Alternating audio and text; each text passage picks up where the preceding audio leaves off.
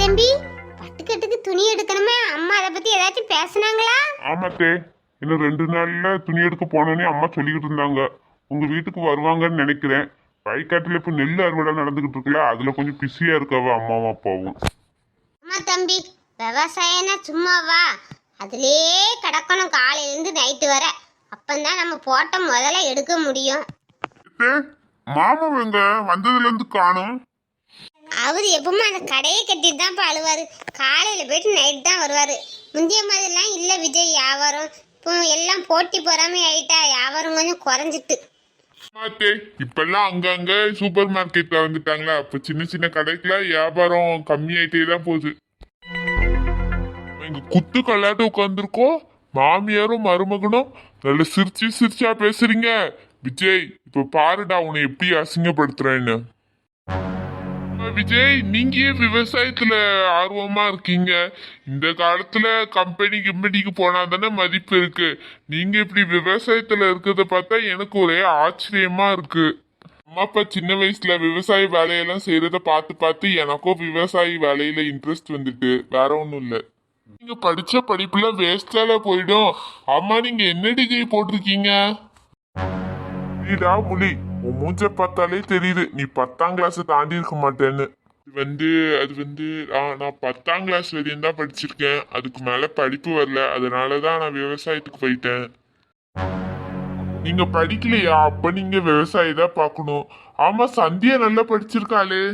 தம்பி, வீட்டுல 2 பேரும் படிச்சா வீட்டுல யூகோ பார்த்துக்கிட்டு போட்டி பொறாமையா தான் இருப்பாங்க.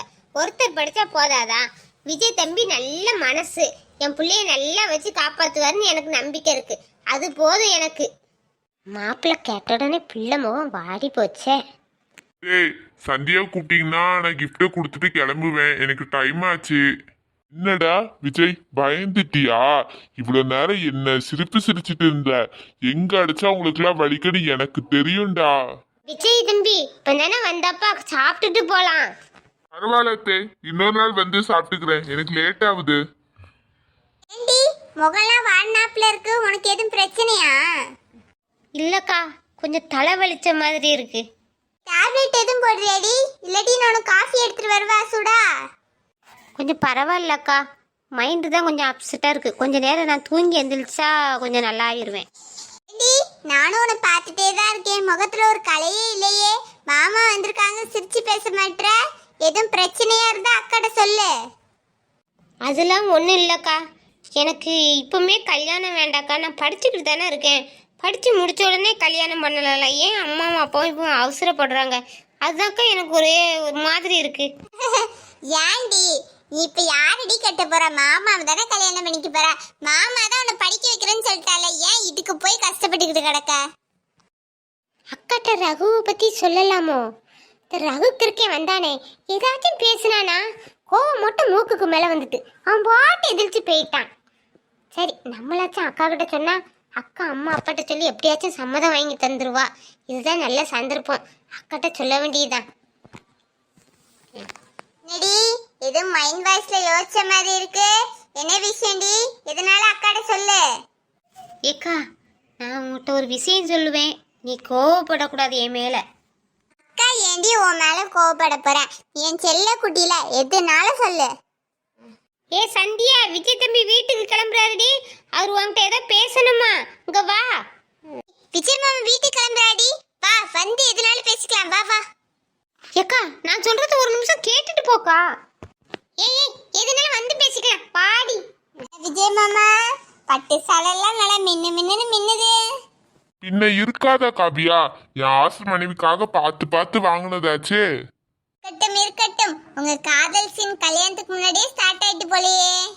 ஐயோ, என் சந்தியாக்கு இவன் புடவை கொடுக்க போறானே, இதை எப்படி தடுத்து நிறுத்துறேன்னு தெரியலையே.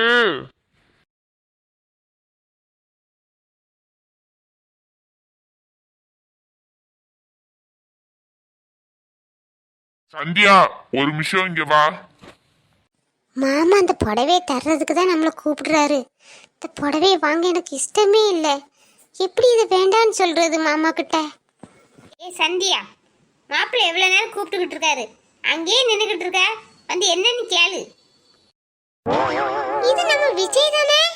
அவன் ஃப்ரெண்டோட வெளியே போயிருக்கேன்னு சொன்னா திருட்டு பைய பொண்டாட்டிய பார்க்க வந்துகிட்டு என்கிட்டயே போய் சொல்றான். இப்பவுமே பொய்ய ஆரம்பிச்சுட்டானே அந்த விஜய். கையில என்ன புடவை வச்சிருக்கான்? ஒருவேளை சந்தியாவுக்கு வாங்கிட்டு வந்திருப்பானோ? இந்த புடவை அந்த பொண்ணு வாங்கிட்டுனா அந்த பொண்ணுக்கு சம்மதம் நம்ம நினைச்சுக்கிடலாம். பாப்போம் என்ன நடக்குன்னு. இந்தா சந்தியா, மாமா உனக்காக முதல்ல பார்த்து ஆசையா வாங்கின புடவை. மாமா மாமா அது வந்து எனக்கு எதுக்கு மாமா புடவை? மாமா ஆசையா வாங்கி தர்றாரு, என்ன சொல்லிக்கிட்டு இருக்க? சந்தியா, நீ நிச்சயதார்த்தத்துக்கு இந்த புடவையை தான் கட்டணும். சரி மாமா. சேலையே என் மருமக வாங்கிட்டா, அப்போ அவளுக்கு இந்த கல்யாணத்துல சம்மதம்னு எனக்கு தெரிஞ்சு போச்சு. என்ன கல்யாண ஏற்பாடா பண்ணிட வேண்டியதுதான்.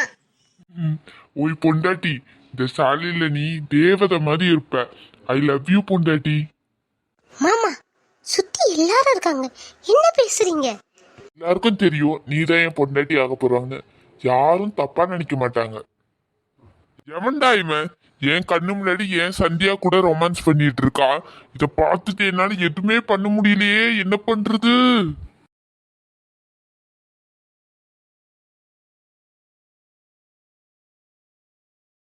இந்த வாரேண்டா நான் பெத்த மோன. எப்பா விஜய், என்ன பண்ணிக்கிட்டு இருக்கீங்க? என்ன நம்ம அம்மா வயசு இங்க கேக்குது? ஓ, ஒருவேளை பிரம்மையா இருக்கும். எப்பா உன்னை பெத்த தாய் வந்திருக்கே, கொஞ்சம் இக்கடி சூடு. என்ன திரும்பியும் அம்மா வயசு கேக்குது? ஐயோ, நீ மாட்டிக்கிட்டடா விஜய்.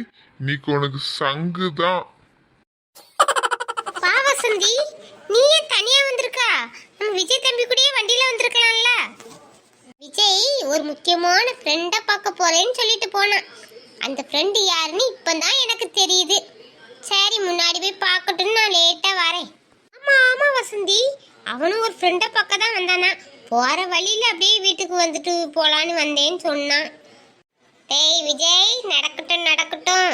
என் மாமியார் வீடு தான் உனக்கு சொர்க்கம் போல இருக்கு. என்ஜாய். அம்மா சும்மா இருங்க. மைனி, நிச்சயதார்த்தத்துக்கு துணி எடுக்க போனோம்ல, அண்ணன் ஏதாச்சும் சொன்னானா உங்ககிட்ட? சொன்னாரு வசந்தி. அதான் நீங்க போன் பண்ணுவியே, அதுக்கப்புறம் போலான்னு சொன்னாரு. நீங்க போனே பண்ணலையே, அதுக்கு தான் காத்துக்கிட்டு இருக்கோம். பாருங்க மைனி, ஞாயிற்றுக்கிழமை நல்ல நாள்னு சொன்னாங்க. ஞாயிற்றுக்கிழமையே நம்ம நிச்சயதார்த்தம் வச்சிருக்கோம். எனக்கு இருக்கிறது ஒரு பையன், பிரம்மாண்டமா நிச்சயதார்த்தம் வைக்கணும். எங்க சைடு நான் எங்க சொந்தத்தெல்லாம் கூப்பிடுறேன். உங்களுக்கு எவ்வளவு பேரை கூப்பிடணுமோ எல்லாத்தையும் கூப்பிடுங்க. நிச்சயதார்த்த தடா விடலான்னு வச்சிருவோம். என்ன மைனி? நிச்சயதார்த்தத்தை கொஞ்சம் சிம்பிளா வைப்போம் வசந்தி, கல்யாணத்தை கிராண்டா வைப்போமா?